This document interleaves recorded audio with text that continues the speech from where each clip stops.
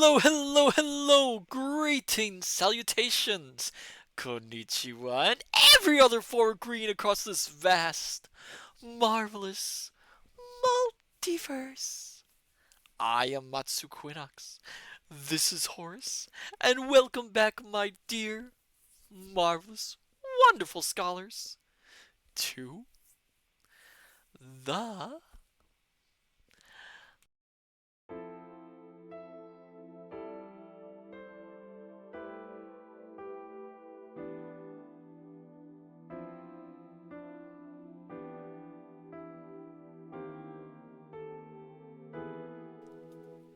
study. I'm sorry, I'm feeling a little mischievous just then. Sorry. Oh my goodness. Hello there, Yulia20. Welcome. How is our favorite Matsu? I am doing just fine. Just, I don't know. I'm feeling a little waggish tonight, I guess. Oh my goodness gracious. Hello there, hello there, hello there, all you wonderful scholars, wherever you are, whenever you are, across this vast, marvelous multiverse. Oh my goodness gracious. Welcome. I hope you're all doing well, my scholars. Oh, oh, oh my goodness. How are you tonight, Julian 20? Tonight or morning or afternoon or wherever it is. You know, it's hard to keep track of all the places that the Omniverse has. You know, Julian 20 okays. Well, I suppose that's okay. That's good. I mean, okays are fine. Fine and dandy and nice and alright.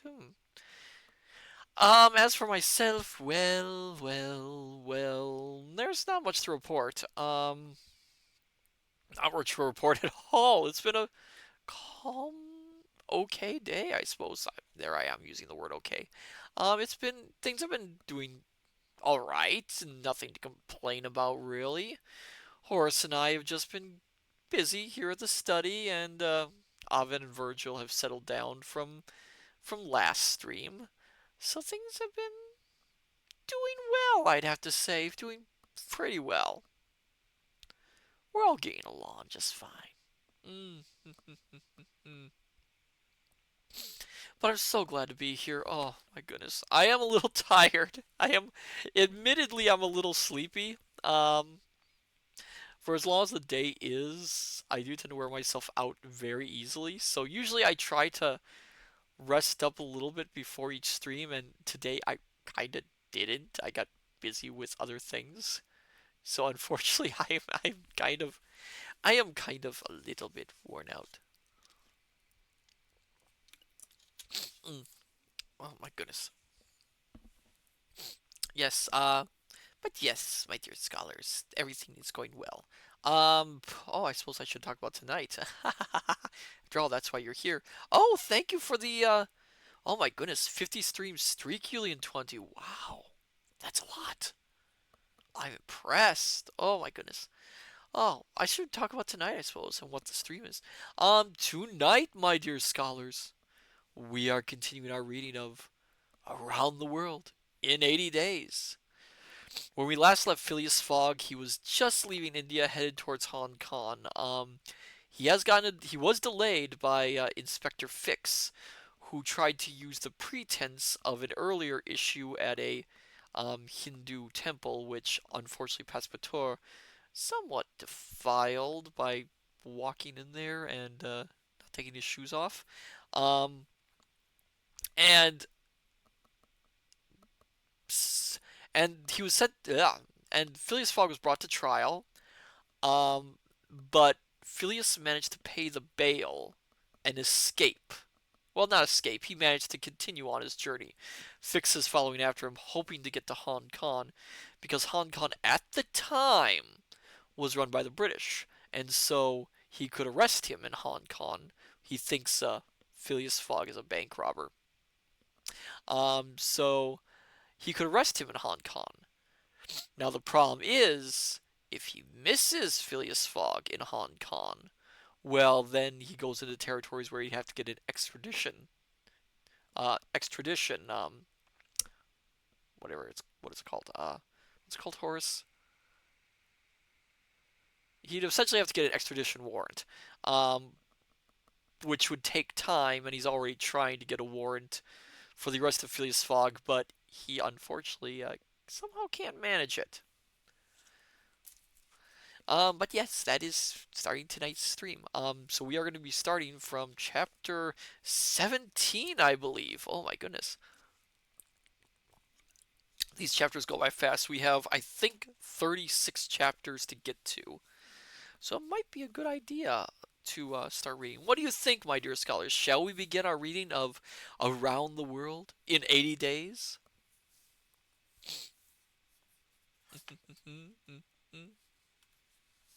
Oh, hello there, Private Maverick. Welcome. I don't think he has the time to do that stuff. He's got a globe to trot around.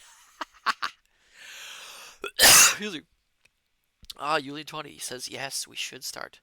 So, my dear scholars, sit back, relax, have a hot or cold beverage of your liking, dim the lights if you wish, and let us begin our reading of Around the World in 80 Days by Jules Verne.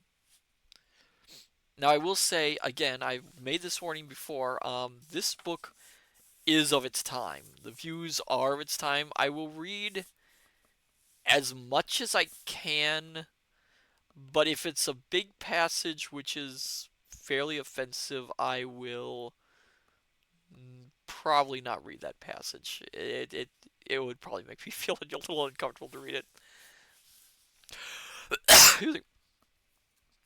All right. Give me 1 second, dear scholars, while I get ready.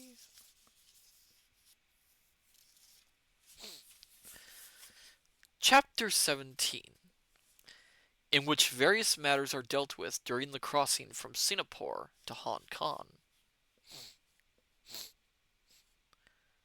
From that day on, Passepartout and the detective met each other frequently, but the policeman was extremely guarded towards his companion, and made no attempt to make him talk.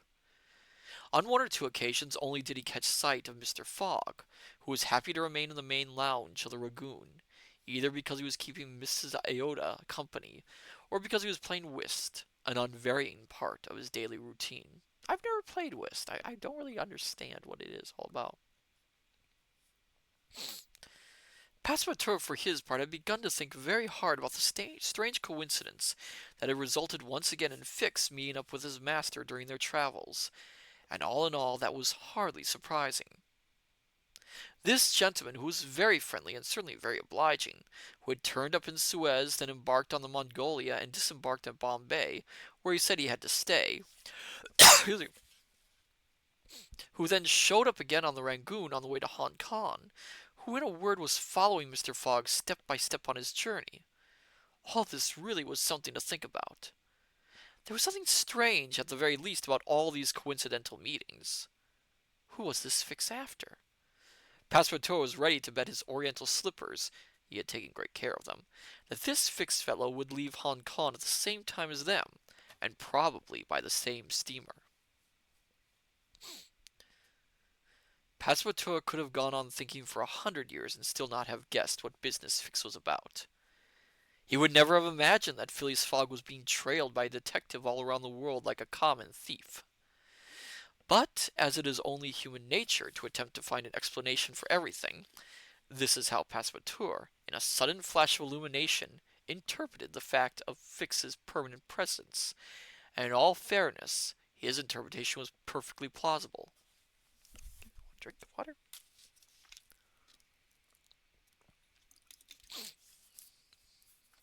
Excuse me.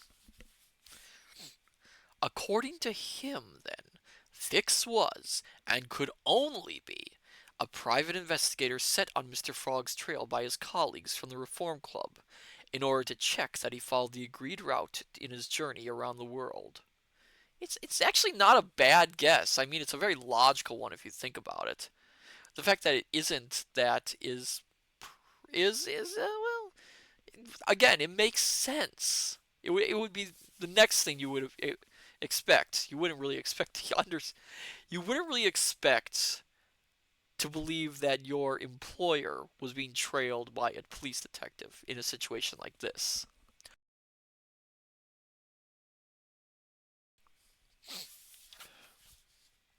It's obvious! It's obvious! The dear fellow repeated to himself, proud of how clever he was. He's a spy that these gentlemen have set on our trail. It's just not fair. Mr. Fogg is so upright and honorable. To have him spied on by a private investigator, we're members of the Home Club. You're really going to pay for this. Passepartout, though he was delighted by his discovery, decided to say nothing about it to his master, in case the latter felt justifiably hurt in the way his opponents distrusted him. But he swore that he would take the mickey out of Fix when the opportunity arose, but discreetly, and without showing that he was in the know. On the afternoon of Wednesday, 30th of October, the Rangoon entered the Strait of Malacca, which separates the Malaya Peninsula from the island of Sumatra. The main island was hidden from view by very picturesque small islands with steeply sloping mountains. The next day, at 4 o'clock in the morning, the Rangoon, which was half a day ahead of schedule on the crossing, put in at Singapore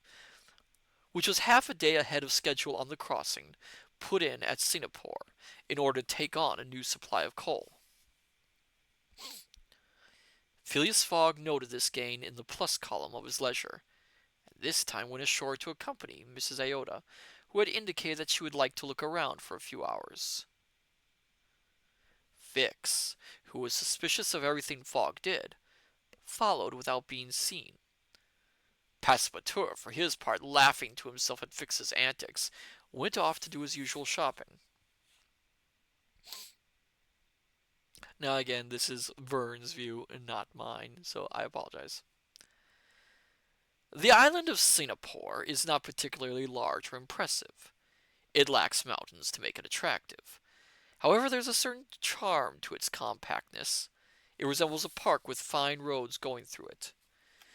I had some carriage drawn by elegant horses specially brought from Australia, transported Mrs. Iota and Phileas Fogg through groves of luxurious palm trees and clove trees, the fruit of which comes from the blossoms of the half-open flower.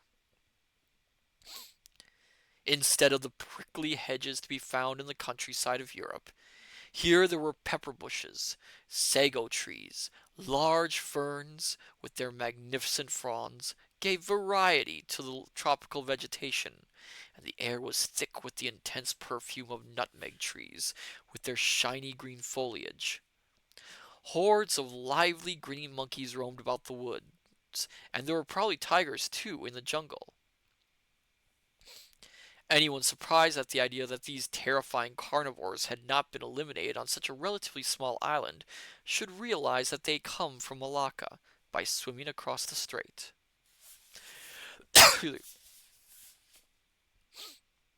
After traveling around the countryside for a couple of hours, Mrs. Iota and her companion, who took little notice of what he saw, went back into the town, a large concentration of squat houses surrounded by delightful gardens, in which grow mangosteens, pineapples, and all the most delicious kinds of fruits. At 10 o'clock they arrived back at the steamer, having been followed, without realizing it, by the inspector, who had also had to go to the expense of hiring a carriage. Passepartout was waiting for them on the deck of the Rangoon. The dear fellow had brought a few dozen mangosteens, the size of an average apple, dark brown on the outside and bright red inside. The white flesh melts between the lips and is a source of unique pleasure to the true connoisseur. Passepartout was only too pleased to present them to Mrs. Iota, who graciously accepted them. At 11 o'clock, the Rangoon, having filled up with coal, slipped its moorings, and a few hours later the passengers lost sight of the high mountains of Malacca, whose forests are home to the finest tigers in the world. There are about 1,300 miles between Singapore and the island of Hong Kong, a small British possession separated from the Chinese mainland. Philias Fog needed to cover this distance in 6 days at the most in order to be in Hong Kong in time to catch the boat that was due to leave on the 6th of November for Yokohama, one of the main ports in Japan. Yokohama was actually, at the time, one of the main ports. I believe Japan was fully open at this point, but Yokohama was a major place that a lot of foreign visitors would stop over at, especially to enter the country.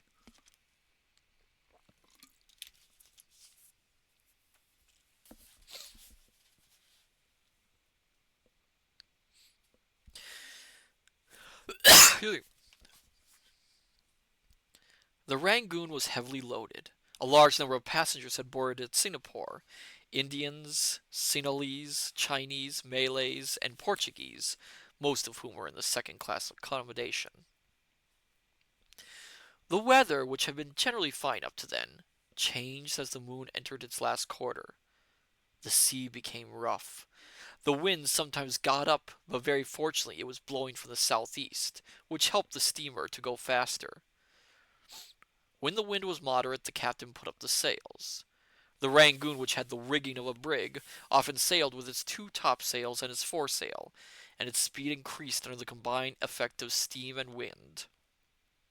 And so it was that they followed the coastline of Annam and Cochin, China, on a choppy and very tiring sea. Again. But the fault for this lay with the Rangoon rather than the sea, and was the steamer that the passengers, most of whom were seasick, should have blamed for their exhaustion. The truth is that the ships of the P&O line, which sailed the China seas, have a serious design fault. The ratio between their draught when laden and their depth has been wrongly calculated, and as a result, they lack stability in heavy seas. The volume of the ship that is enclosed and watertight is insufficient. The ships are drowned, to use the sailing term, and because of this layout, a few heavy waves washing over the deck are enough to slow them down. These ships are therefore far inferior, if not by their engines and their steam apparatus, then at least in their design, to the sort of ships used by the French mail service, such as the Impératrice and the Cambodge. Oh, look! Jules Verne's somehow stating that the French are superior, like he always does. I'm not, again, not surprising. Jules Verne was a very, very proud of his culture. Very, very nationalistic. So you often find it quite a bit in his novels. Whereas, according to the engineer's calculations, the latter can take on board a weight of water equal to their own weight before sinking. The P&O ships, the Golconda, the Korea, and lastly the Rangoon, could not take on board a sixth of their weight without going down.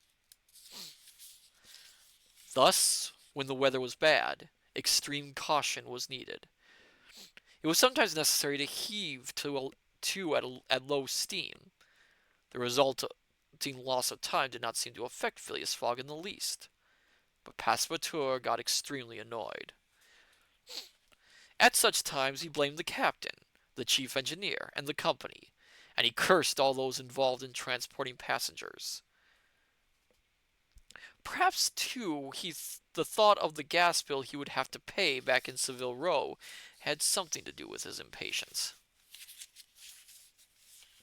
"Are you really in such a hurry to get to Hong Kong?" the detective asked him one day. "Very much so," replied Passepartout. "Do you think Mr. Fogg is in a rush to catch the steamer to Yokohama?" "A terrible rush." "Do you really believe in this bizarre journey around the world?" "Absolutely. What about you, Mr. Fix?" "Me? I don't believe a word of it." "You're a real jester," replied Passepartout, winking at him. This word gave the detective food for thought. The choice of the term worried him, though he wasn't too sure why. Had the Frenchman seen through him? He wasn't sure what to think. But how could Passepartout have realized that he was a detective when he had been careful to keep it secret? Nevertheless, when speaking to him like that, Passepartout must certainly have had something at the back of his mind. In the event, the dear fellow went even further another day. He just couldn't help himself. He couldn't hold his tongue. "Come on, Mr. Fix," he said to his companion mischievously. "Is it true that after we get to Hong Kong we will no longer have the pleasure of your company?" "Well," replied Mr. Fix, looking rather embarrassed, "I'm not sure. Perhaps I—" "Oh," said Passepartout, "if you were to stay with us I would be delighted. Why on earth would an employee of P&O want to break off his journey? You were only going to Bombay, and now you are almost in China. America is not far away, and from America to Europe is no distance at all." Fix looked carefully at his fellow passenger, who had the friendliest of expressions on his face, and desired to laugh along with him. However, the latter, who was in good spirits, asked him if this job of his was a good little earner. "Yes and no," said Fix without batting an eyelid. "There are times when it is, and times when it isn't. But as you will quite understand, it's not me who's paying for the trip." "Oh, I'm quite sure of that," exclaimed Passepartout, laughing even more. That was the end of the conversation. Fix went back to his cabin and began to think things over. It was obvious that he'd been found out. One way or another, the Frenchman had worked out that he was a detective. But had he warned his master? What was his role in all this? Was he an accomplice or not? The secret was out, and the game was up. The detective spent a few difficult hours, sometimes believing that all was lost, sometimes hoping that Fogg was not aware of the situation, and in the end not knowing what to do next. However, after a while, his mind became more settled, and he decided that he would come clean with Passepartout. If it did not prove possible to arrest Fogg in Hong Kong, and if Fogg was preparing to leave British soil once and for all, then he, Fix, would tell Passepartout everything. Either the servant was his master's accomplice, and Fogg knew everything, in which case the game was definitely up, or the servant had nothing to do with the theft, and then it would be to his advantage to give up on the thief. This, then, was the situation between the two men, while Phileas Fogg, for his part, sailed on, majestically indifferent. He continued on his scientifically calculated orbit around the world, without bothering about the asteroids gravitating around him. A drink of water.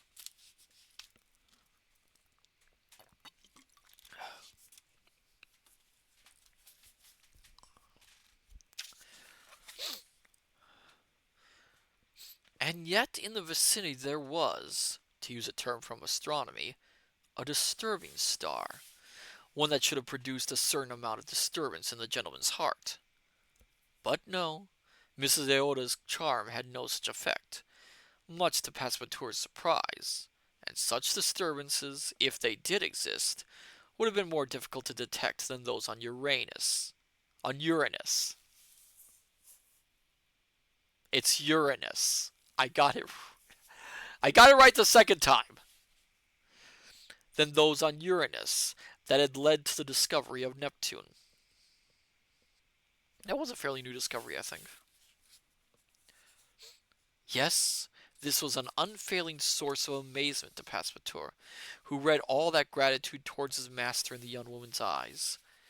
It was clear that Phileas Fogg had what it took to be a hero, but certainly not what was needed to be a lover.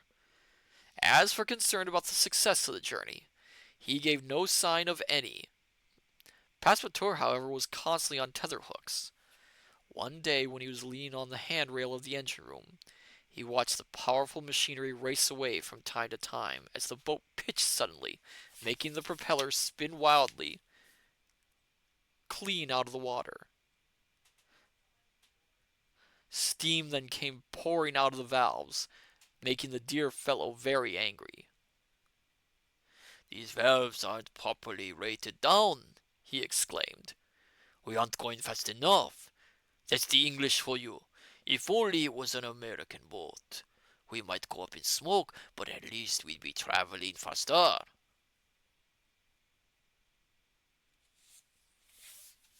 One second, my dear scholars. I have to do a quick intermission.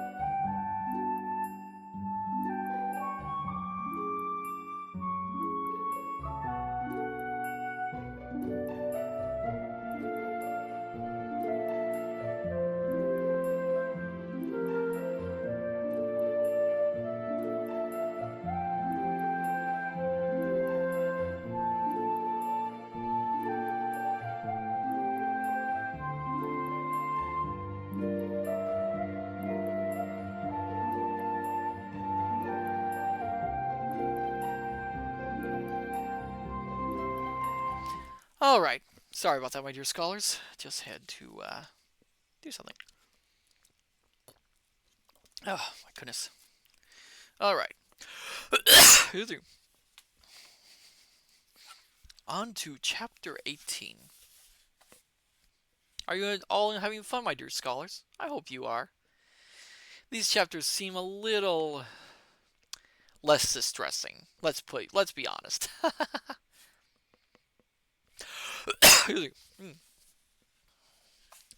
Chapter 18, in which Philias Fog, Passepartout, and Fix all go about their business, but separately.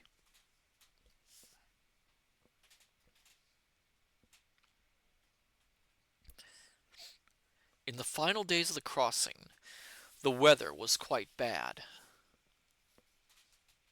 The wind became very strong, and because it was blowing from the northwest, it slowed down the steamer's progress.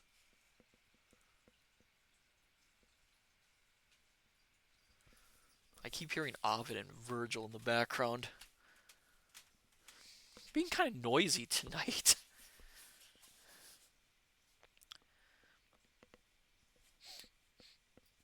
The Rangoon, because of its lack of stability, rolled heavily, and the passengers were entitled to feel a certain resentment towards the high waves that was oh my goodness, that were whipped up by the wind from the open sea, and that made them feel sick.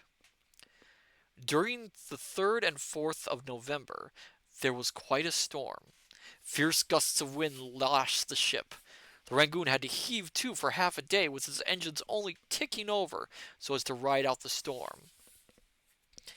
All the sails had been furled, but even then the rigging whistled in the high wind. As can well be imagined, the speed of the steamer was considerably reduced, and it was reasonable to assume that the arrival time in Hong Kong would be 20 hours later than scheduled, or even more if the storm did not abate. Phileas Fogg observed this spectacle of a raging sea, which seemed to have been unleashed against him in particular, with his usual impassiveness. His expression showed no sign of anxiety, and yet a delay of 20 hours could put the whole journey in jeopardy by making him miss the departure of the steamer for Yokohama. But this man, who seemed totally imperturbable, felt neither impatience nor boredom. It really seemed as if the storm was part of his plan, that it had been taken into account. When discussing the setback with her companion, Miss Sayota found him as calm as before. Fix didn't see things in the same light. Far from it. This storm was exactly what he wanted. His satisfaction would have known yeah, his satisfaction would have known no bounds if the Rangoon had been forced to run before the storm. Any delay like this suited him, because it would force this man Fogg to spend a few days in Hong Kong.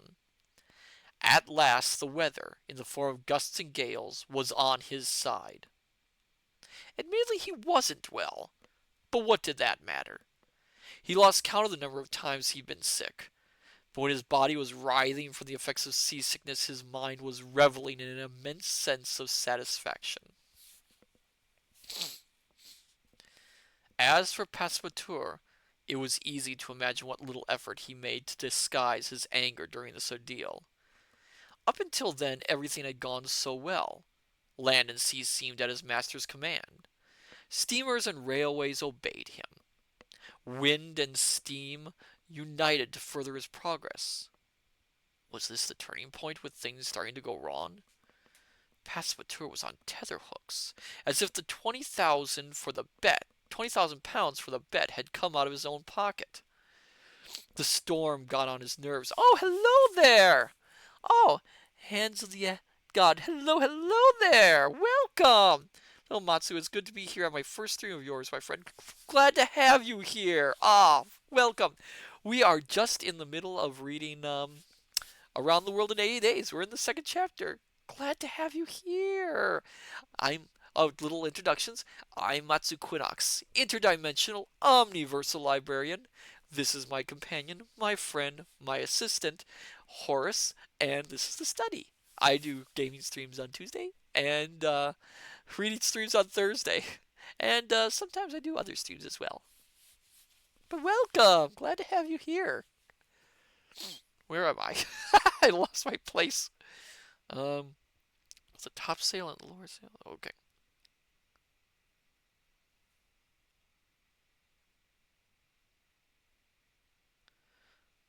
Okay. Poor chap. Fix was careful to conceal from him his personal satisfaction. Sas- excuse me. Satisfaction. And that was the sensible thing to do, because if Passepartout had sensed his secret enjoyment of the situation, Fix would have been in for it. Passepartout stayed outside on the Rangoon all the time the gale lasted. He wouldn't have been able to remain below deck. He climbed aloft to the surprise of the crew, and with the agility of a monkey, helped out with everything.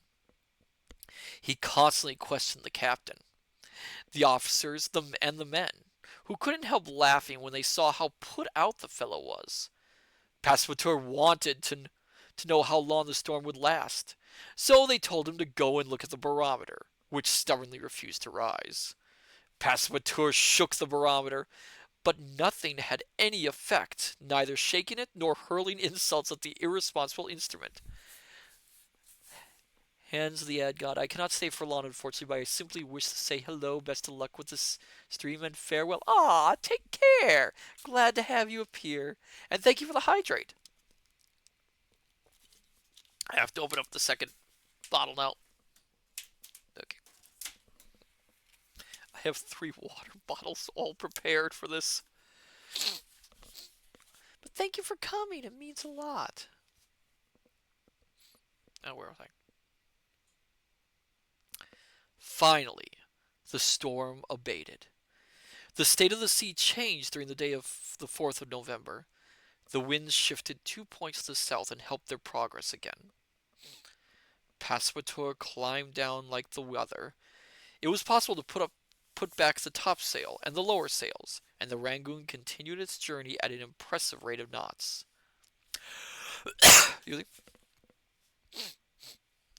But it was not possible to make up all the time lost.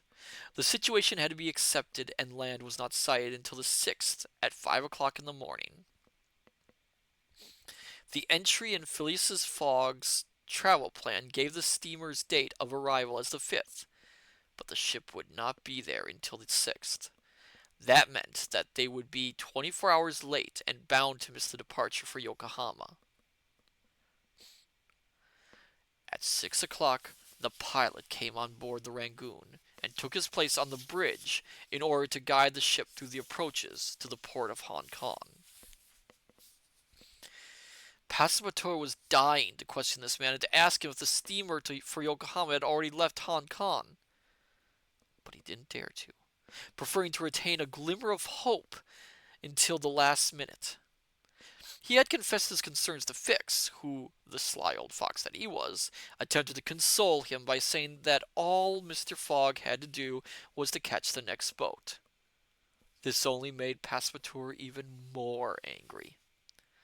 However, if Passepartout wasn't so bold as to question the pilot, Mr. Fogg, on the other hand, after looking in his Bradshaw, asked the same person in that calm way of his if he knew when there'd be a boat from Hong Kong to Yokohama. "Tomorrow, on the morning tide," replied the pilot. "Oh," said Mr. Fogg without showing any sign of surprise. Passepartout, who was present at this exchange, would have liked to embrace the pilot, whereas Fix would have liked to wring his neck. "What's the name of the steamer?"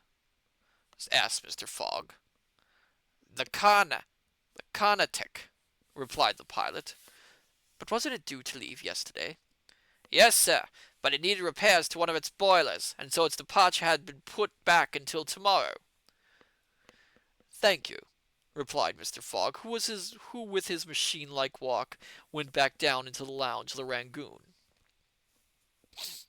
As for Passepartout, he grabbed the pilot's hand and shook it vigorously, saying, "Pilot, you really are a good man." The pilot no doubt never understood why his replies produced such a warm-hearted response.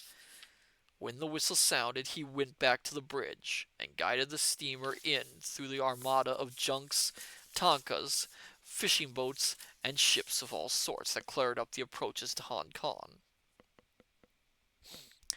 By 1 o'clock, the Rangoon had docked, and the passengers were disembarking. Excuse me.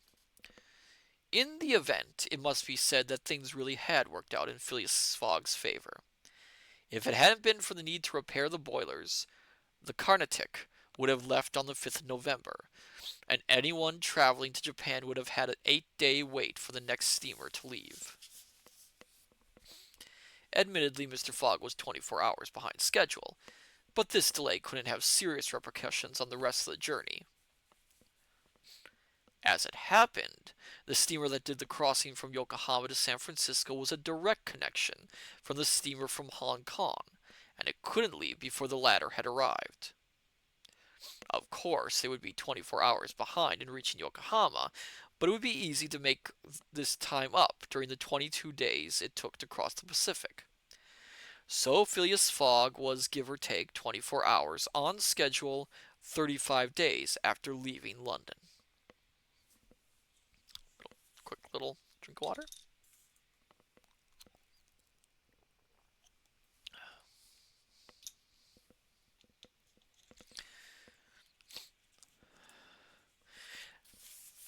As the Carnatic was not due to leave until 5 o'clock the next morning, Mr. Fogg had 16 hours in front of him to sort out his affairs, those concerning Mrs. Aouda, that is. As they got off the ship, he offered the young woman his arm, and escorted her to a palanquin. He asked the porters for the name of a hotel, and they suggested the Club Hotel. The palanquin set off, with Passepartout following, and 20 minutes later it arrived at its destination. Phileas Fogg booked a suite for the young woman, and saw to it that she had everything she wanted. Then he said to Mrs. Aouda that he was going off immediately in search of this relative of hers, in whose safe keeping he would leave her in Hong Kong. At the same time, he told Passepartout to stay in the hotel until he came back, so that the young woman was not left on her own. The gentleman then had himself driven to the stock exchange, where everyone was sure to know someone as important as the Honorable J.J., one of the richest businessmen in the city. The broker whom Mr. Fogg spoke to did indeed know the Parsi businessman.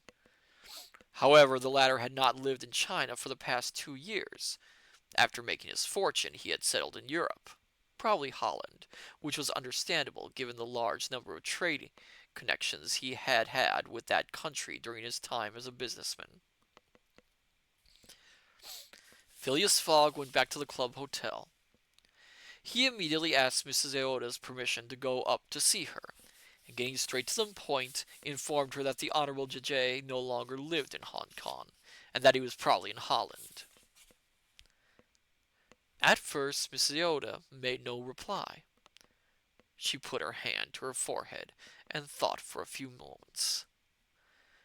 Then she said in that gentle voice of hers, "What should I do, Mr. Fogg?" "It's quite simple," the gentleman replied. "Come to Europe."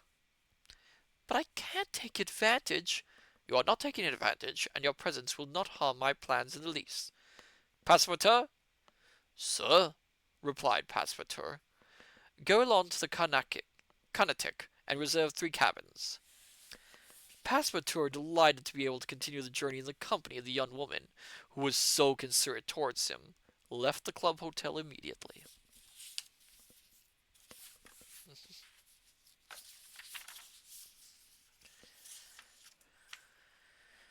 Okay, another drink of water. One thing I like about this book is the chapters move so fast. You really can't tell that we've gone through 2 or 3 chapters already. It just moves beautifully, for all its flaws.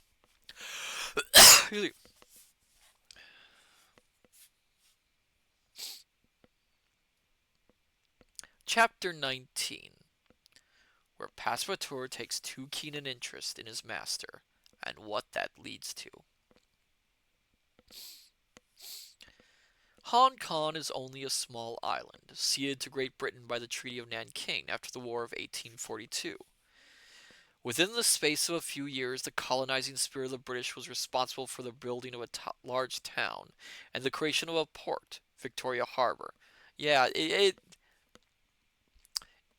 notice that Verne is championing the colonizing spirit. Again, Frenchmen writing a book during the Victorian era, during the 19th century, set in another country. Yeah.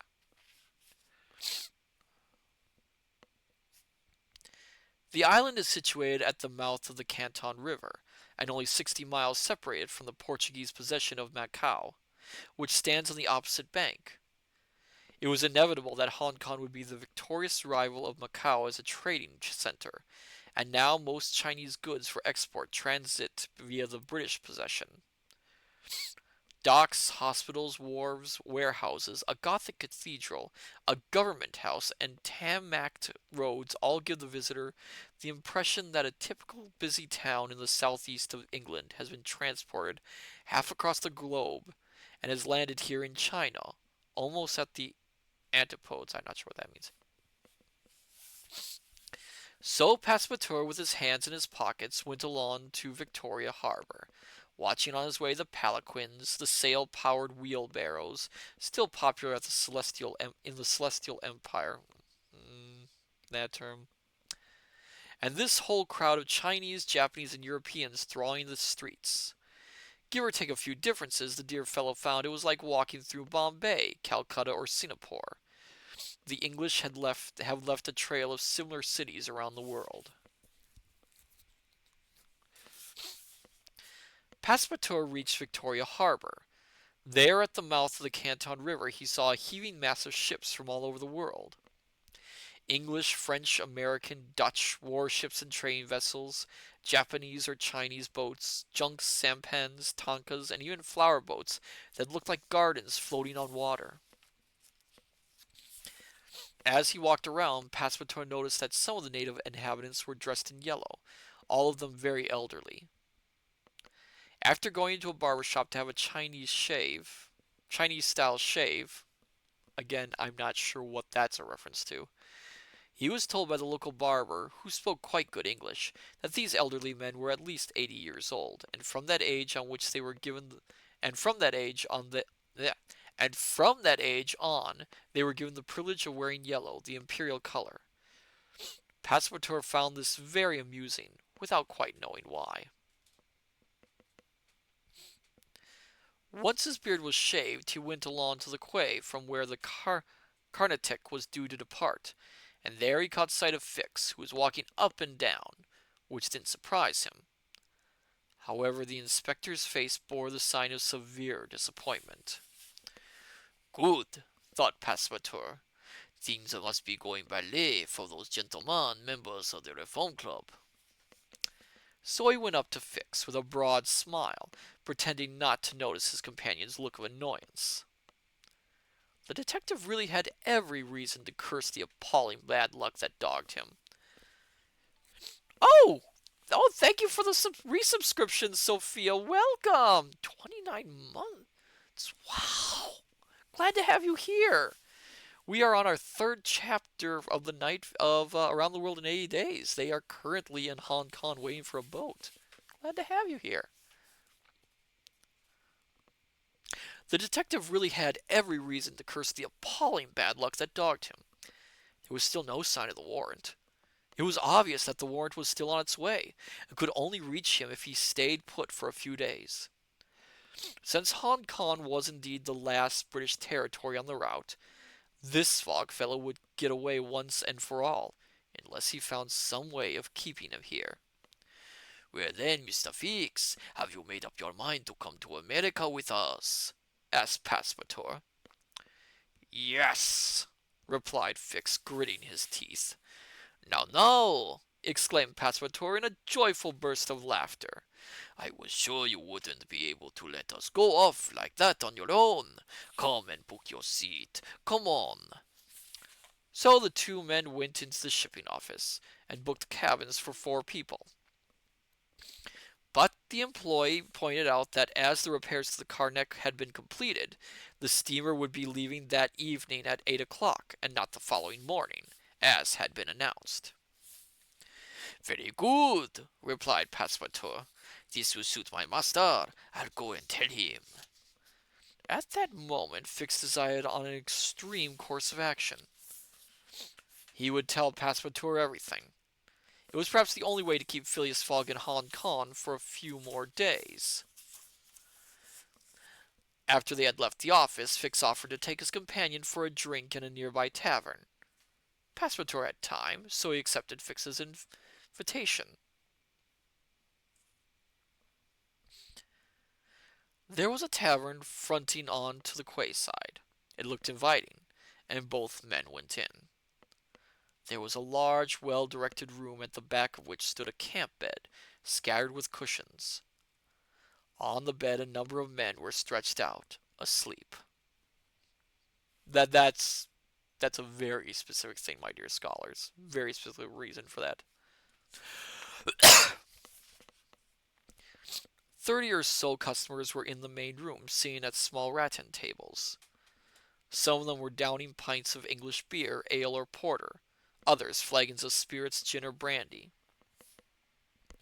In addition, most of them were smoking long pipes made of red clay, stuffed with small pellets of opium mixed with attar of roses. Then, from time to time, some helpless smoker collapsed under the table, and the barman would take him by the head and feet and carry him on to the camp bed near a fellow smoker. About 20 of these drunkards were thus laid out side by side, in an advanced state of drugged stupor. Fix and Passepartout realized that they had walked into a den frequented by the drug-emaciated, stupefied wretches to whom England sells annually for its commercial gain more than 11 million pounds of that fateful drug called opium. What a terrible source of wealth one derived from exploiting one of the most deadly of human vices.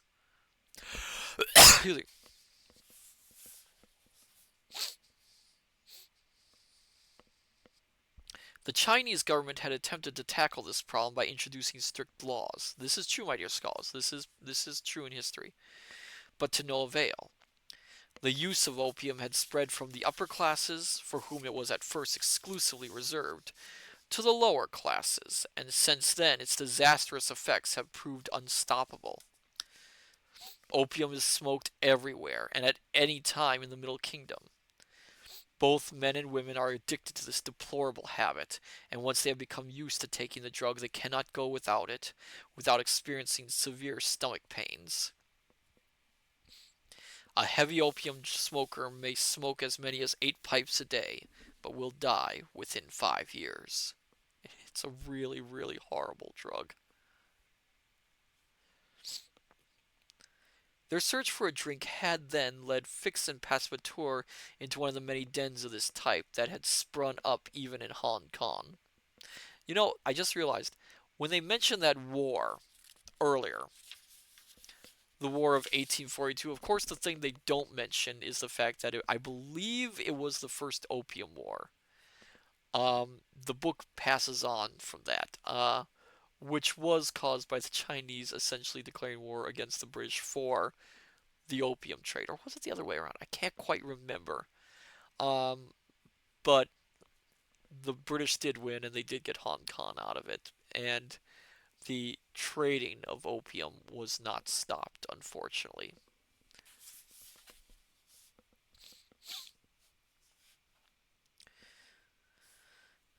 Their search for a drink had then led Fix and Passepartout into one of the many dens of this type that had sprung up even in Hong Kong. Passepartout didn't have any money, but he was happy to accept his companion's offer of a drink, though he insisted on returning the compliment at the right time and place. They ordered 2 bottles of port, which the Frenchman proved very keen on, whereas Fix was more circumspect, and observed his companion very carefully. They talked about this and that, and especially about Fix's brilliant idea of traveling with them on the Carnatic. After this mention of the Carnatic, which was due to leave several hours earlier than planned, Passepartout got to his feet, now that the bottles were empty, in order to go off to inform his master of the situation. Fix held him back. "Just a moment," he said. "What do you want, Mr. Fix? I need to speak to you about some serious matter." "Serious matter!" exclaimed Passepartout as he drank up a few drops that had remained at the bottom of his glass. "Well, we discuss them tomorrow. I don't have time today."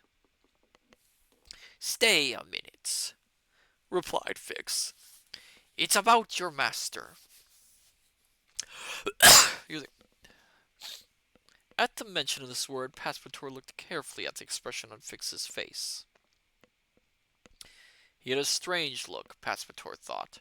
He sat down again. "So what exactly have you got to say to me?" he asked. Fix put his hand on his companion's arm and whispered, "Have you worked out who I am?" "I should say so," said Passepartout, smiling. "In that case, I'm going to come clean with you. Now that I already know everything, old chump, well, so much for that. On the other hand, why not? But before you do so, let me tell you that these gentlemen from the club have been wasting their money." "Wasting their money?" said Fix. "It's easy for you to talk. You obviously don't have any idea of the amount of money involved." "But I certainly do," replied Passepartout. £20,000. £55,000, continued Fix, squeezing the Frenchman's hand. "What?" exclaimed Passepartout. "Fancy Mr. Fogg daring to go that so far. £55,000. Well, that's all the more reason not to lose a second," he said as he got to his feet again. £55,000, Fix went on, forcing Passepartout to sit down again after ordering another flagon of brandy. "And if I'm successful, I earn a reward of £2,000. Would you fancy £5,000 if you agreed to help me?" "To help you?" cried out Passepartout, whose eyes were popping out of his head.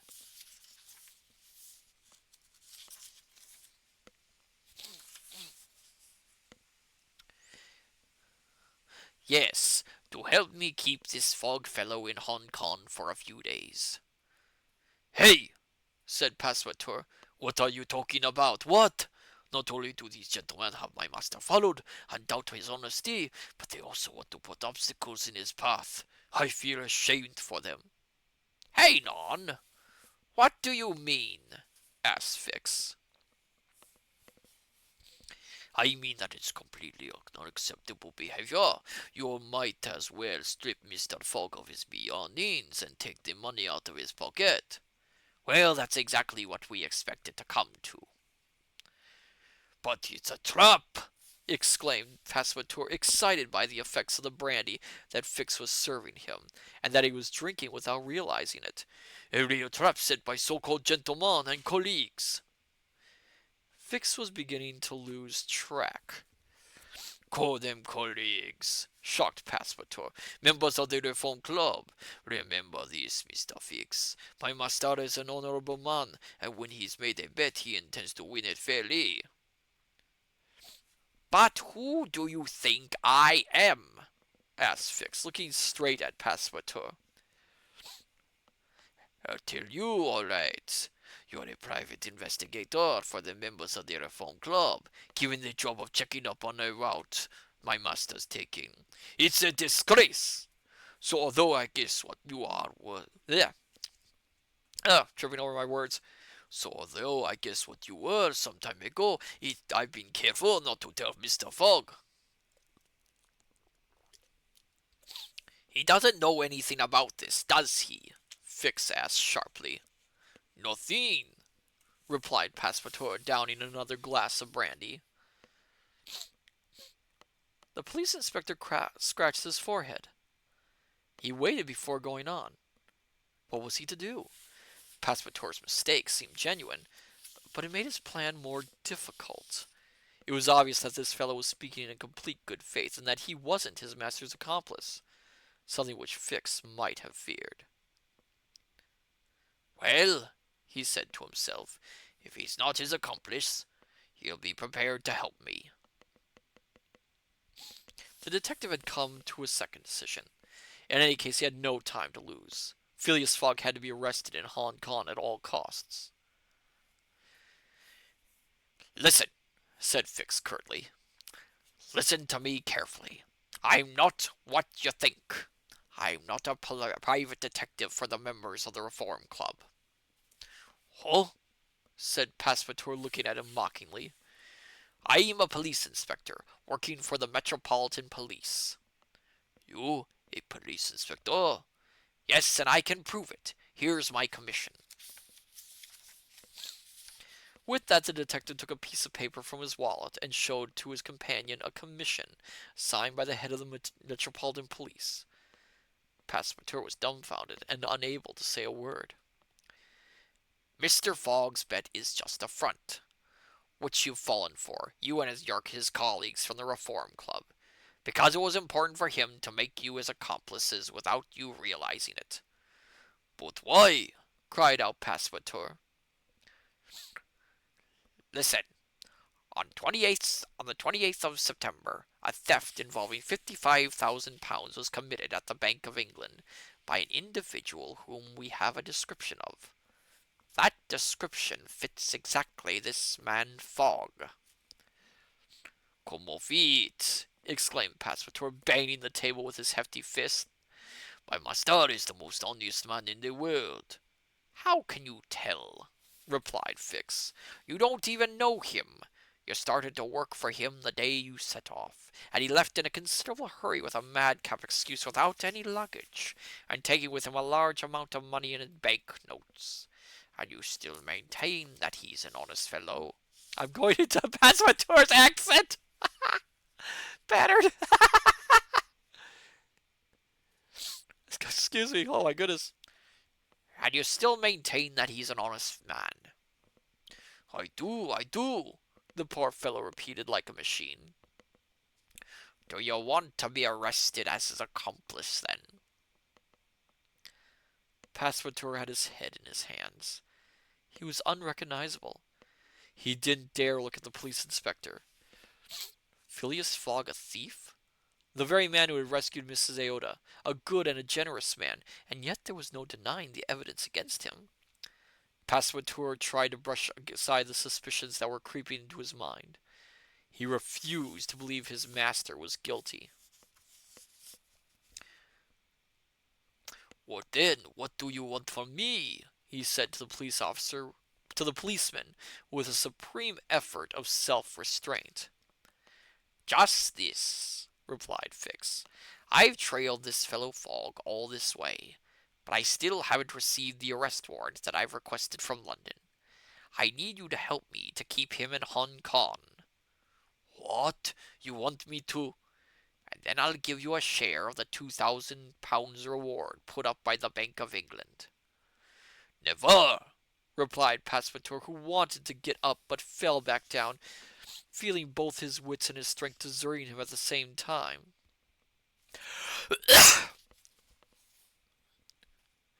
"Mr. Fix," he stammered, "even if everything you say is true, even if my master was the thief you're after, which I don't believe for a moment, I've worked for him, I still work for him. I know how kind and generous he is. Betray him. Never. No, not for all the money in the world. Where I come from, that's just not the sort of thing people go in for. So you refuse." "I refuse. Let's just forget everything I've said," replied Fix. "I'd have a drink." "Yes, let's have a drink." Passepartout was feeling the effects of the alcohol more and more. Fix realized that he needed to separate him from his master at all costs, and wanted to finish the job off. On the table were a few pipes stuffed with opium. Fix slipped one into Passepartout's hand, and the latter took it, put it in his mouth, lit it, took a few puffs, and fell back, his mind befuddled by the drugs. Oh, what a nice... Fix is a jerk! "At last," said Fix, seeing Passepartout senseless. "This man Fogg won't find out in time about the departure of the Coronet. And even if he does leave, at least it'll be without this wretched Frenchman." Then he paid the bill and walked out. Fix is a real jerk. In the 1955 movie version, there is no opium den. And Fix does knock out Passepartout, but he actually he orders a specific drink from the bartender, which knocks Passepartout out, rather than giving him drugs, which is a little bit of a cleaner one, I will admit. Okay. I mean, I can't feel bad for Passepartout. He is such a jerk. Not Passepartout. I can't feel sorry for Fix. He is such a jerk. Fix is such a, yeah. Chapter 20, in which Fix comes into direct contact with Philias Fog. While events were taking place in the opium den with potentially disastrous consequences for his future plans, Mr. Fogg was accompanying Mrs. Aota around the streets of the English Quarter. Since Mrs. Aota had accepted his offer of being taken to Europe, he had had to think of the detailed preparations necessary for such a long trip.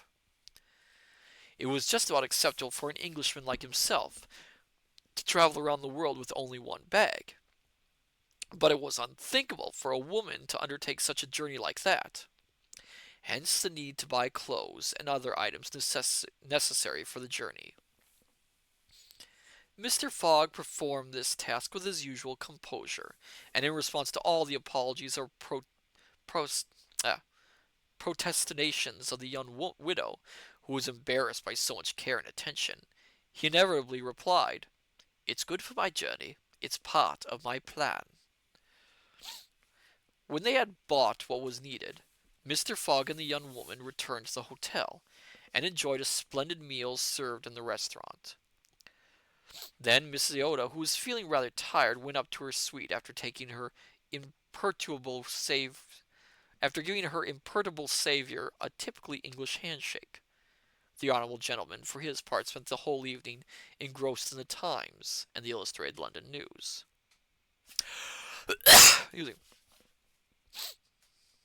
If he had been the sort of man who was capable of expressing surprise, that is how he would have reacted at not seeing his servant at bedtime. But since he knew that the steamer for Yokohama wasn't due to leave until the following morning, he didn't seem particularly concerned. The next day, Passepartout failed to turn up when Mr. Fogg rang for him. No one can say what went through the honorable gentleman's mind when he learned that his servant hadn't returned to the hotel. Mr. Fogg merely picked up his bag, informed Mrs. Iota, and ordered a palanquin. It was then 8 o'clock, and high tide, which the Carnatic had to take advantage of to get through the channels, was due for 9:30.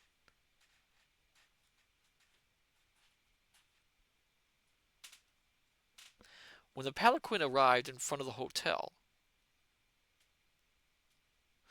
Mr. Fogg and Mrs. Oda got into this Mr. Fogg and Miss Iota got into this comfortable means of transport, and their luggage followed behind in a wheelbarrow.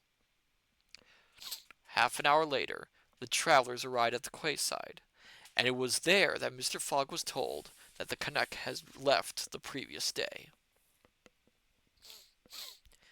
Mr. Fogg, who had been expecting to find both the steamer and his servant waiting for him, was now in the position of having to do without both.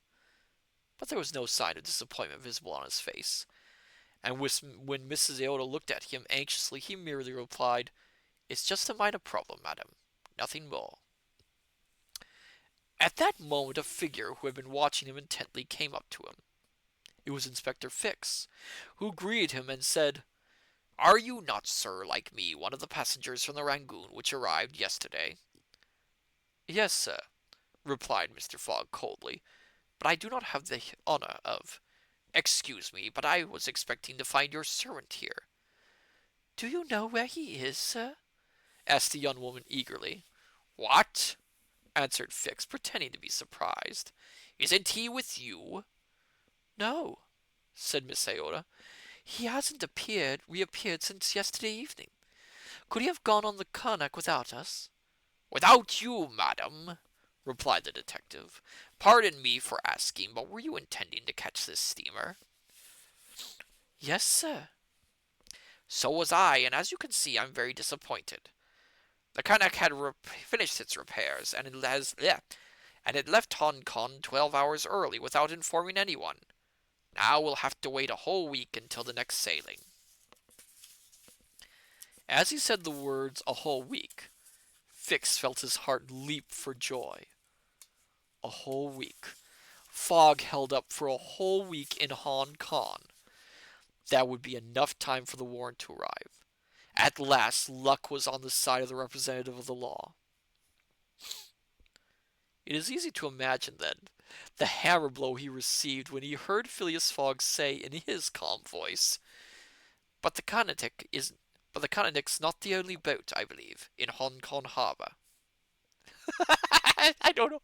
I don't know why I'm so happy that Fix is upset. And so, with Miss Iota at his arm, he went off towards the docks in search of a boat that was ready for departure.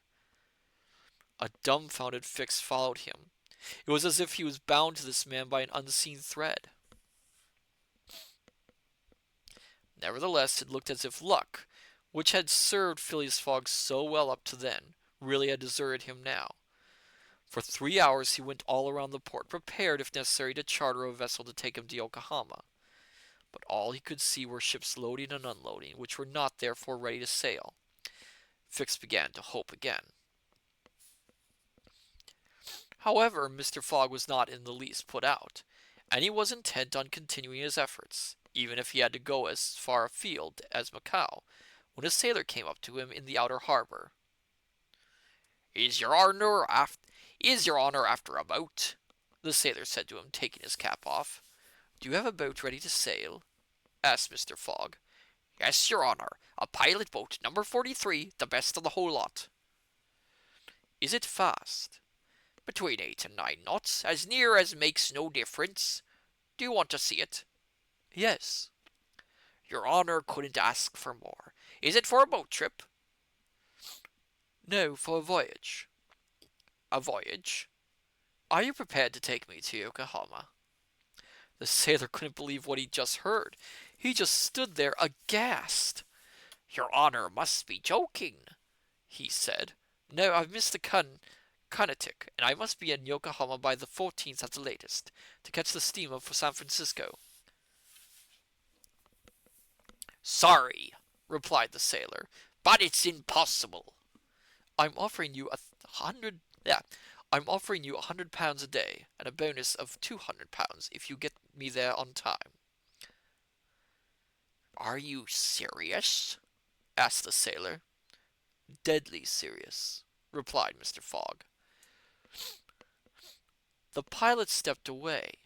He looked at the sea, obviously torn between the desire to earn a huge amount of money and the fear of venturing so far. Fix was on tether hooks. Bill the Conqueror. Hello, Matsu Quinox. What is the best way to contact you if I want you to read something of mine on your stream and have you react to it? Um, um. Well, I do have my Blue Sky account and I have messages on there. But I don't know. What kind of thing is it that you wish me to read? That's the question. Because I do have limits on what I can read. Where was I?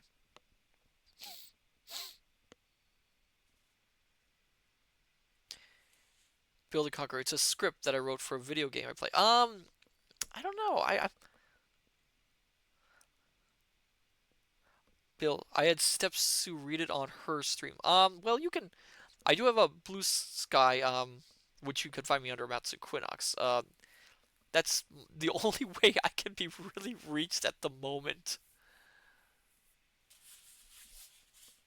As far as I know, I don't really have other ways to be reached.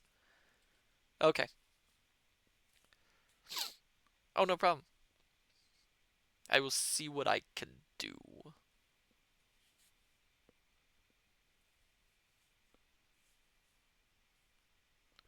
Meanwhile, Fogg turned towards Mrs. Oda and asked her, Does this frighten you, madam? Not if I'm with you, Mr. Fogg. Oh, thank you for the posture check, Julian20. Oh.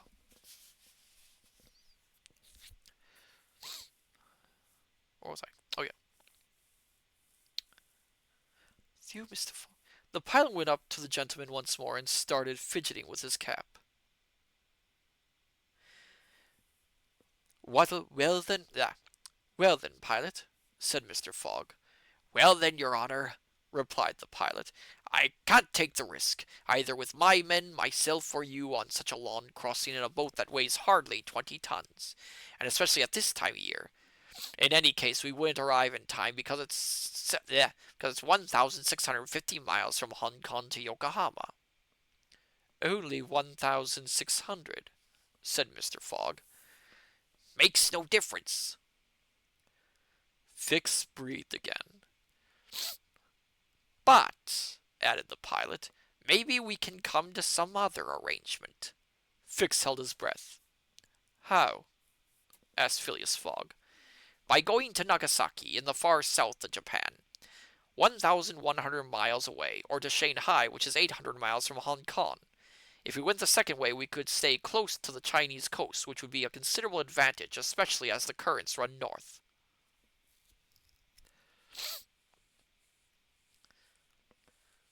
Pilot, said Phileas Fogg. It's from Yokohama, not Shanghai or Nagasaki, that I've got to catch the American mail boat. Why? Replied the pilot. The steamer for San Francisco doesn't start from Yokohama. It puts in at Yokohama and Nagasaki, but its home port is Shanghai. Are you sure what you're saying is correct? Yes, I am. So when does the steamer leave Shanghai? On the 11th at 7 in the morning. So we've got 4 days ahead of us. 4 days make 96 hours, and at an average rate of 8 knots, if all goes well, with the wind staying in the southwest and a calm sea, we can cover the 800 miles between here and Shanghai. When could you sail? In an hour. The time it takes to get provisions on board and the ship under sail. Consider it a deal. Are you the skipper of this boat? Yes. John Bunsby, the skipper of the Tanakadre. Do you want a deposit? If you would be so kind, your honor. Here's an advance of £200, sir, he added, turning towards Fix. If you would like to avail yourself of the opportunity. Sir, Fix replied without flinching, I was about to ask you this favor. Good. In half an hour we'll be on board. But the poor fellow, said Miss Aoda, who was very concerned about Passpartour's disappearance. I shall do all I can for him, replied Philias Fog. Oh, thank you for the hydrate, Lady Yumi. Welcome.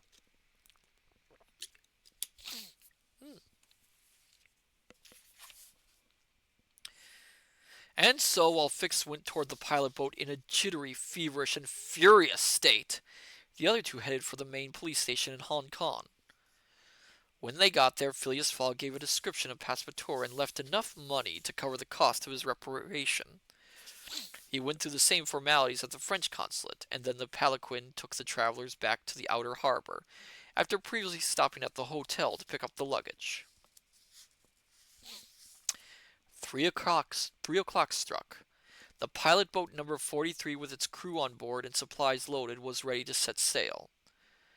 The Tankadere was an attractive little schooner of 20 tons, long in the beam, with fine boats and elegant lines. It looked like a racing yacht. Its shiny brass fittings, its galvanized iron features, its spotless white deck showed that skipper John Bunsby was determined to look after it properly. Its two masts leaned slightly backwards. It carried a spanker, a mizzen, a forestay, a jib, and topsails, and was rigged to take full advantage of a following wind.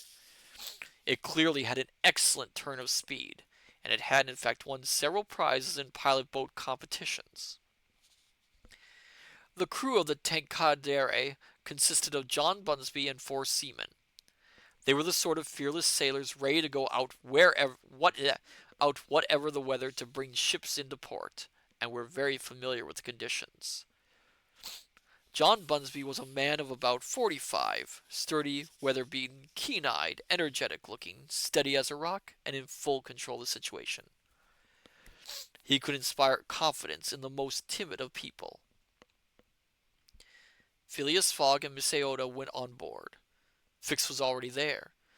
The rear hatch of the schooner led down into a square cabin, containing bunks recessed into the walls, and a round-shaped sofa. In the middle stood a table lit by a hurricane lamp. The accommodations was small but clean.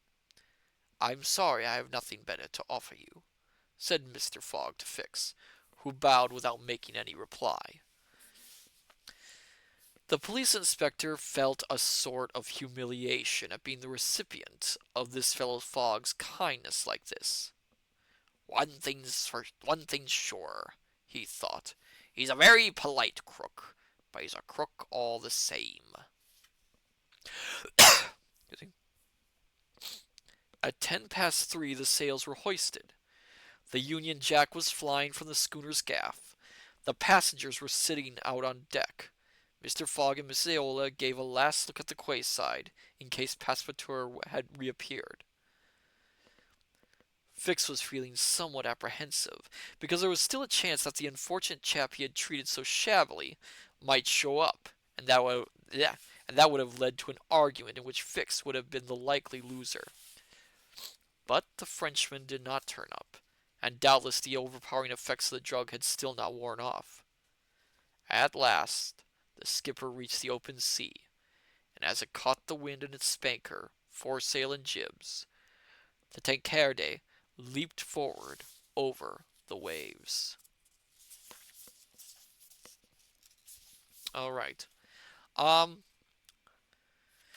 Should we do one more chapter, my dear scholars, or should we stop here for the evening? Usually I stop at around an hour 30. It's an hour 22. What do you think, my dear scholars? Should we do one more chapter? Unit 20, how does your voice feel? My voice feels okay so far. Doesn't feel too bad.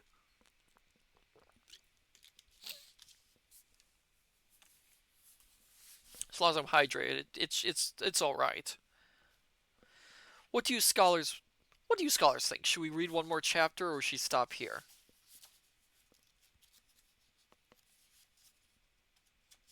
If you wish. That doesn't answer the question.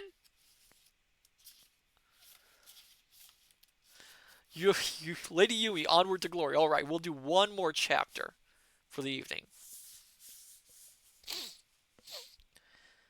Chapter 21, where the skipper of the Tankadere is in serious danger of losing a 200-pound bonus. Excuse me. To attempt an 800-mile voyage on a vessel weighing 20 tons was a hazardous undertaking, and particularly at that time of year. The China seas are generally rough and subject to frequent heavy squalls, especially at the time of the equinoxes, and it was still early November. It would obviously have been to the pilot's advantage to take his passengers as far as Yokohama, because he was being paid by the day. But it would have been reckless of him to attempt such a crossing in the prevailing conditions, and even going up to Shanghai was already a bold, not to say foolhardy, thing to do. However, John Bunsby had every faith in his Tankadere, which rose to the waves like a seagull, and perhaps he was right to be confident. As the day came to a close, the Tankadere navigated its way through the treacherous channels around Hong Kong, performing admirably, whatever the setting of the sails. Whether going close to the wind or with the wind behind it. It goes without saying, Captain, said Phileas Fogg just as the schooner was heading for the open sea, that time is of the essence. Your honor may rely on me, replied John Bunsby. As far as the sails are concerned, we've put out everything the wind will allow. Our topsails wouldn't be any help at all. They would only slow us down. You're the expert, Captain, not me, and I have every trust in you. Phileas Fogg, his back straight, his legs apart, and firm on his feet like a seasoned sailor, looked unflinchingly out at the stormy sea. The young woman who was sitting at the stern felt moved as in the gathering dusk she gazed out over this dark ocean that she was braving on such a frail craft. Above her head spread the sails that carried it through space, as if they were great wings. The schooner, lifted up by the wind, seemed to be flying through the air. Night came. The moon was entering its first quarter, and its faint light would soon be extinguished by the mist on the horizon. Clouds were blowing in from the east, and were already filling part of the sky. The captain had set up his navigation lights, a necessary precaution in these busy waters where vessels were making for port. Collisions between ships were quite common, and at the speed the schooner was traveling, it would have broken up on the slightest impact. Fix was daydreaming at the fore of the vessel. He kept to himself, since he knew that Fogg was not very talkative by nature. In any case, he strongly disliked talking to this man, whose help he had accepted. He was also thinking about the future. It seemed certain to him that Fogg would not stop in Yokohama, and that he would immediately catch the steamer for San Francisco in order to get to America, whose vastness would ensure that he was safe and beyond the reach of the law. Phileas Fogg's plan seemed to him to be perfectly straightforward. Instead of leaving England for the United States like any ordinary criminal, this man Fogg had gone the long way round and crossed 3/4 of the globe in order to have a better chance of getting to America, where he would quietly get through all the bank's money once the police were off his trail. Fix is an idiot. But what would Fix do once he was in the United States? Would he give up on his man? No way. Until he received the extradition papers, he wouldn't let Fogg out of his sight. It was his duty, and he would see things through to the bitter end. In any case, one thing had worked in his favor. Passepartout was no longer there to help his master, and above all, after the secrets Fix had already given away, it was vital that master and servant should not see each other ever again.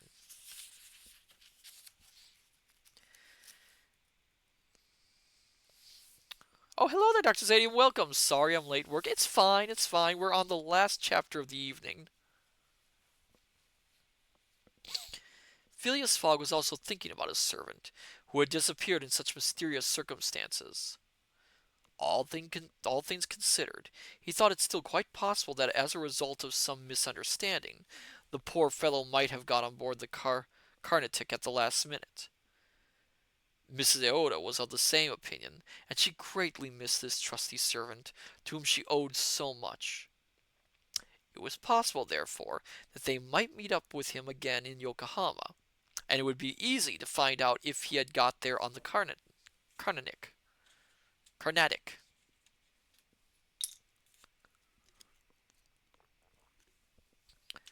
At about 10 o'clock the winds began to freshen.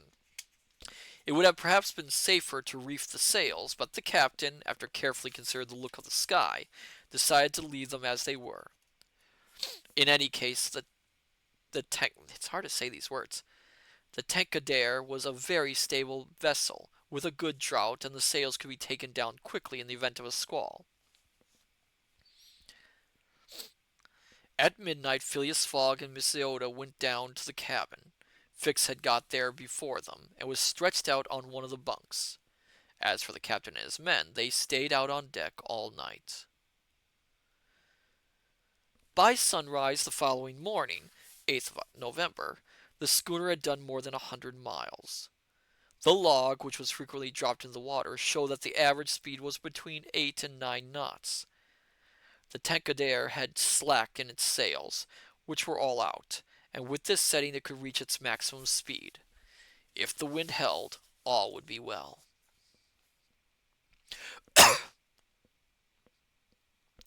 For the whole of that day, the Tankadere stayed close to the coast, where the currents were favorable. The coast was no more than 5 miles away on the port quarter, and its irregular outline could sometimes be seen through breaks in the fog. As the wind was coming from the land, the sea was less rough for that very reason. This was fortunate for the schooner because vessels of low tonnage are particularly affected by the swell, which cuts down their speed or, to use a nautical term, kills them. Around midday the wind slackened a little and shifted southeast.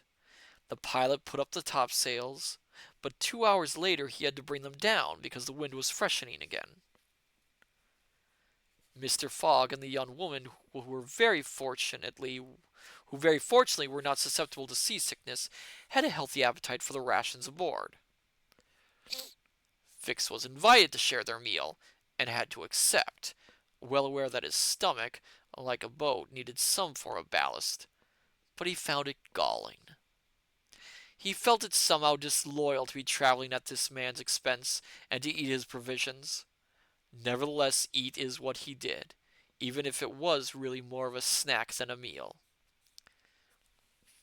When they'd finished eating, however, he thought it necessary to take this man Fogg to one side and say to him, "Sir." This "sir" really stuck in his gullet, and he had to restrain himself not to take this "sir" by the scuff of the neck. "Sir, sir, you have been so kind as to offer me a place on board.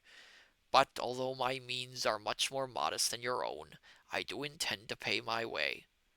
"Don't mention it, sir," replied Fogg. "But I insist." "No, sir," repeated Fogg in a tone of voice that allowed no further discussion.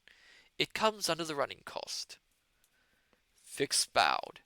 He could hardly breathe, and so he went to lie down at the fore of the schooner, and didn't say a word for the rest of the evening.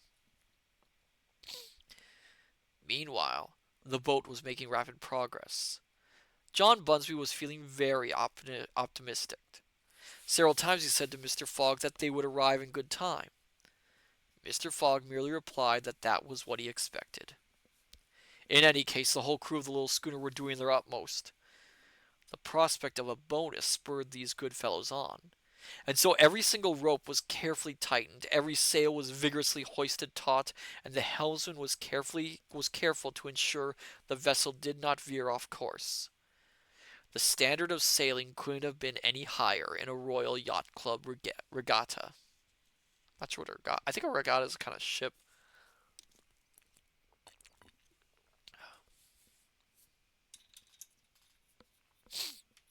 Excuse me.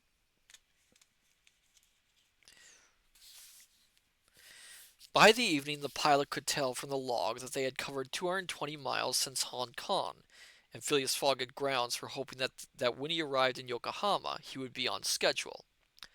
If this proved to be the case, the first serious setback he encountered since leaving London would probably not have any harmful effects.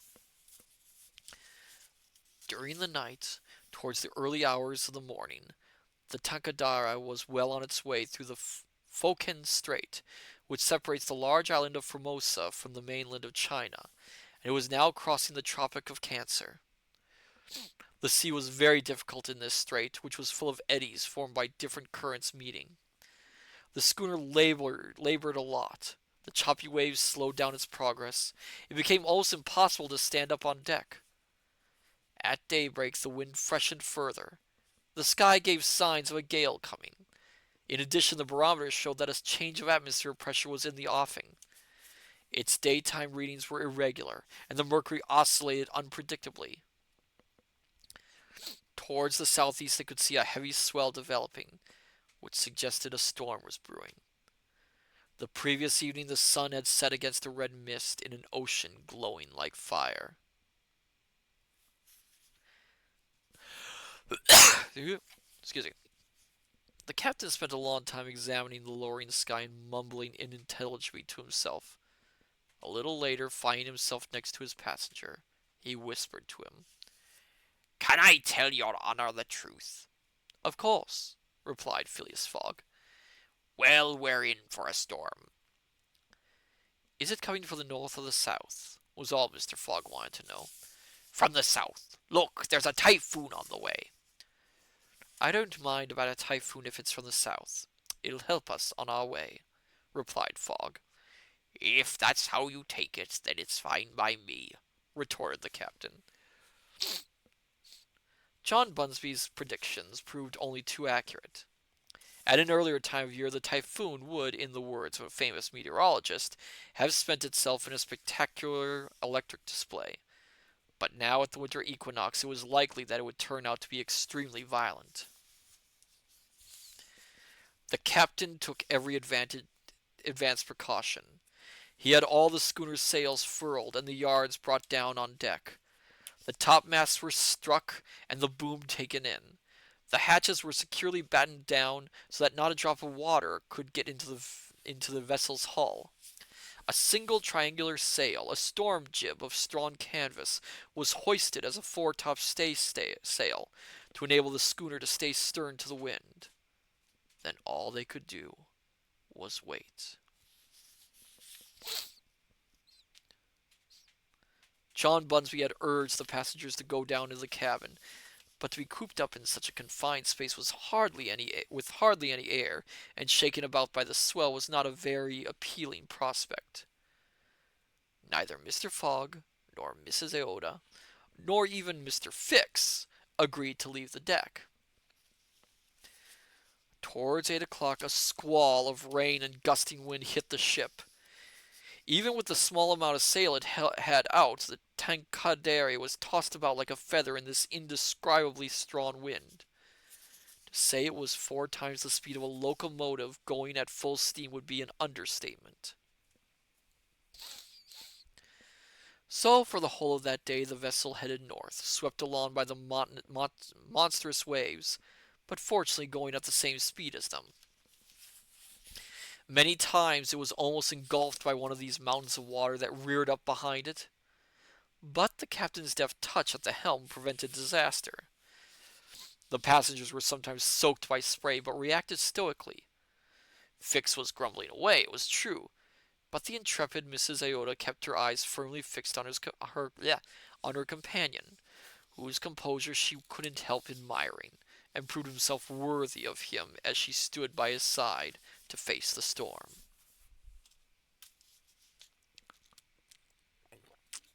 Excuse me.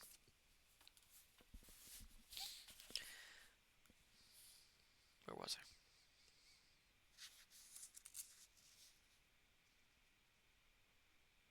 As for Philias Fog himself, he made it look as if the typhoon had been part of his plan. Up until then, the Tankadere had been sailing north, but towards evening, as was to be feared, the wind veered 3/4 and blew instead from the northwest. The schooner, now broadsides onto the waves, was severely tossed around. The waves struck with a violence that would have been terrifying for anyone who did not realize how securely the different parts of a boat are put together. At night came the As night came, the storm grew even stronger. Seeing the darkness descend and with it the gale increase, John Bunsby became extremely worried. He wondered if the time had come to put into port and consulted his crew. After consulting them, John Bunsby went up to Phileas Fogg and said to him, "Your Honor, I think it would be advisable to put in at one of the ports along the coast." "I think so too," replied Phileas Fogg. "Right," said the captain, "but which one?" "I only know of one," Mr. Fogg answered calmly. "And that one is?" "Shanghai." For a few moments the captain did not understand what this reply meant, the obstinacy and tenacity it contained. Then he exclaimed, "Well then, yes, your honor is right. Shanghai it is." So the Tankadere stayed determinedly on course to the north. It was a truly terrifying night. It was a miracle that the little schooner didn't capsize. Twice it was swamped by the waves, and everything would have been swept overboard if the lashings hadn't held. Mrs. Iota was exhausted, but she didn't make the slightest complaint. On more than one occasion, Mr. Fogg had to rush towards her to protect her from the violence of the waves. Daylight returned, and the storm was still raging fiercely. However, the wind fell back to the southeast. This improved things, and the Tankadere could again make headway over this stormy sea, whose waves came against those produced by the new direction of the wind. The resulting clash of opposing swells would have crushed a less sturdily built vessel. From time to time they could glimpse the coastline through breaks in the mist, but there wasn't a ship in sight. The Tankadere was the only one out at sea. By midday there were signs it was becoming calm again, and as the sun went down, these signs became clear. The storm was short-lived because of its very intensity. The passengers, who were by now absolutely exhausted, were able to eat a little and have some rest. The night was relatively peaceful. The captain was able to unfurl his sails partially. The vessel was traveling at considerable speed. By dawn on the following day, the 11th of November, John Bunsby could tell from looking at the coastline that they were about 100 miles from Shanghai. Sorry. There were 100 miles to go and only one day left. Mr. Fogg had to be in Shanghai by that very evening if he was to catch that steamer leaving for Yokohama. Without the storm, which had made him lose several hours, he wouldn't still have been 30 miles from the port. The wind slackened noticeably, but fortunately the sea fell at the same time. The schooner unfurled all its sails. The topsails, staysails, and foretop staysails were all out, and the sea was foaming beneath the stem of the ship. By midday the Tankadere was only about 45 miles from Shanghai. It had 6 hours left to reach the port before the steamer for Yokohama departed. There was great anxiety on board. They wanted to arrive at all costs. One second, I need a drink.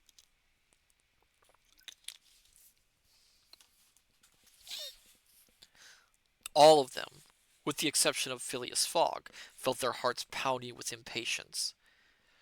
The little schooner needed to keep up its rate of 9 knots, but the wind kept on slackening. The breeze blew fitfully, with unpredictable gusts coming off the coast. Once they had passed, the sea immediately became calm. However, the vessel was very light, and its tail sails, made from very fine cloth, captured the wayward breezes so well that with the help of the current, John Bunsby calculated that it was only 10 miles to the Shanghai River, though the town itself is situated at least 12 miles above the mouth. By 7 o'clock they were still 3 miles from Shanghai. The captain let out a crude expletive. He was bound to forfeit the 200-pound bonus. He looked at Mr. Fogg. Mr. Fogg was impassive, yet his whole fortune was at stake at that very moment. At that moment also, a long black tapering shape, accompanied by a plume of smoke, appeared on the waterline. It was, it was the American steamer, which was leaving on schedule. Pardon, my dear scholars, I am going to have to swear on stream. Damn it! Exclaimed John Bunsby, pushing away the helm in a gesture of despair. Send a signal. A small brass cannon was laying on the foredeck of the Tankadere. Its purpose was to send signals when visibility was poor. So the cannon was loaded to the muzzle, but just when the captain was going to fire it, Mr. Fogg said, "Put the flag at half-mast." The flag was duly loaded. It was a distress signal, and it was to be hoped that on seeing it the American steamer would change course momentarily and make towards the vessel. "Fire!" said Mr. Fogg, and a blast from the small brass cannon rang out. Lady Yumi, this is a family-friendly channel. It is! It is! I'm sorry! I'm sorry! I couldn't think of a good way to fix that. Well, there's a good way, but it would have taken out the impact. Oh my goodness, we went through more chapters tonight than we expected. Oh, but the timing was right. Oh my goodness. It's getting exciting. So, yes, they're so close to reaching their goal. And I cannot stand Fix. I really can't. The movie version at least lessens a little bit of his arrogance. Whereas in this version, he really is kind of a jerk. Um, but yes, oh my goodness, it is late for me. So, the rest of the week. Next week, I'm still debating if I'm going to stream maybe on Sunday. I'm thinking of it, thinking on it, but I haven't decided yet. It depends on my energy level. I might do one, I might not. I will keep you all informed. If everything goes according to plan, though, Tuesday we will be doing another Phoenix Wright stream, and on Thursday we'll be continuing our reading of Around the World in 80 Days. We're actually making good time in the book. I am surprised again how fast this book is, how quick it is to read this. But anyway, we should see who we can raid tonight. Let me see who is streaming tonight.